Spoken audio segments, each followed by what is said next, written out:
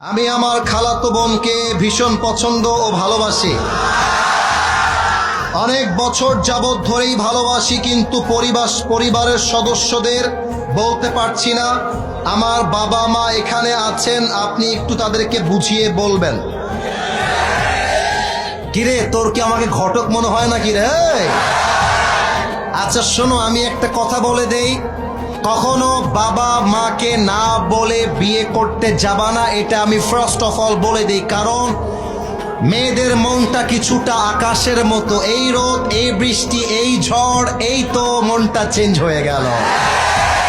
অনেক মেয়ে বলবে তোমাকে ছাড়া কাউকে বিয়ে করতে পারবো না, মানে এমন একটা ভাব তোমাকে বিয়ে না করতে পারলে মরেই যাবে। কিন্তু খেয়াল রাখবা, মেয়েরা কিন্তু বেটার অপশন খুব ভালো খুঁজতে পারে। আজকে তোমাকে বেটার মনে হচ্ছে, তোমাকে বলছে আই লাভ ইউ, কালকে আরেকটা টাকাওয়ালা পাইলে, অনেক মেয়ে তো এমন আছে টাকাওয়ালা আর সরকারি চাকরি পাইলে বুইড়া মুইড়া দেখার টাইম নাই, টাকলার সঙ্গে বিয়ে পিড়িতে বসে যায়। তবে সব মেয়েকে আমরা এক পাল্লায় মাপি না। আজও এই যুগে ফাতেমার চরিত্রে, খাদিজার চরিত্রে চরিত্রবান মেয়ে আছে না নাই?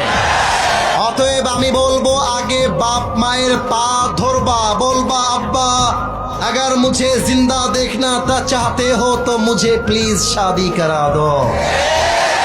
আমি তো সব যুবকদেরকে মোটিভেট করে একটা কথা ঢাকাতেও বলেছিলাম, ঢাকাতে বলার পরে আজকে আবার বলছি, এটা আমার কথা মাইন্ডে নেওয়া যাবে না, আমি বুঝে বুঝে বলছি।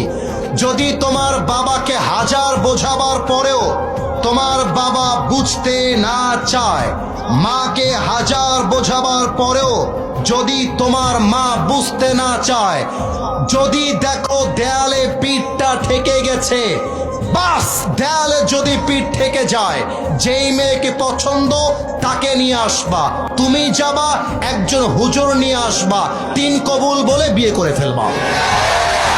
এবং আব্বাকে এসে বলবা, আব্বা তোমার পায়ে আমি বহুবার ধরেছি, আব্বা তোমার হাতে বহুবার ধরেছি, আব্বা তুমি আমাকে বিয়ে দিতে চাও নাই, এবার আমি বিয়ে করে ফেলেছি, কার কি মন চায় করো, আই ডোন্ট কেয়ার।